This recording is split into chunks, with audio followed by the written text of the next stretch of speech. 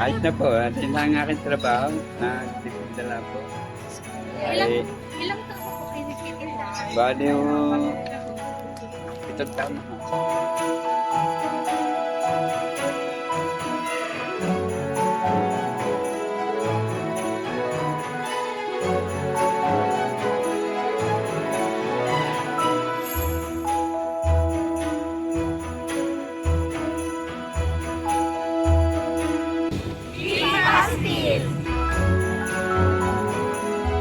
So, hello po, good morning po, Nay. Magandang So, umaga. kamusta po kayo? Okay naman. So, ilang taon na po ba kayo nagtitinda ng kandila? Mga 7 years na.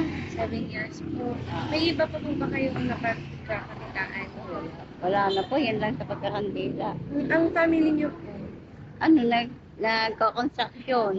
Ang asawa ko nagkukon sa basura, na sa truck ng basura. Sapat po ba ang ating kinikita sa pagtitinda ng kandila sa pang-araw-araw po? Pag minsan hindi, gawa mahina eh. Tulad ngayon, mahina ang aming kita, gawa ng kaunti lang ang bumibili sa amin. Meron na po kayong panghanda ngayong Christmas po.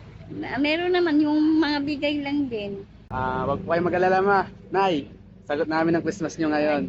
Salamat po. Yes po. Salamat po. Ito po ay simpleng regalo na hatid sa inyo ng positive news. So, sana po ay makatulong ito para maging mas masaya po ang Christmas niya. Nga po. Salamat po. Okay po. Ito sana po imapasaya ka po namin. Maraming salamat. Malaking tulong na to sa amin. Merry Christmas po. Merry Christmas.